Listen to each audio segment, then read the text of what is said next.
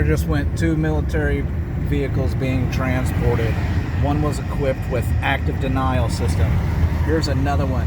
This is like the 6th or 7th one that I've seen within the last hour. That one has active denial on it as well.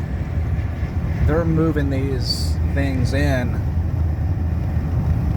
at a way faster rate than I've ever seen before. I've seen a few being moved in the last couple of weeks, but that's like 7 that I've seen just today on my way to work. Something is afoot.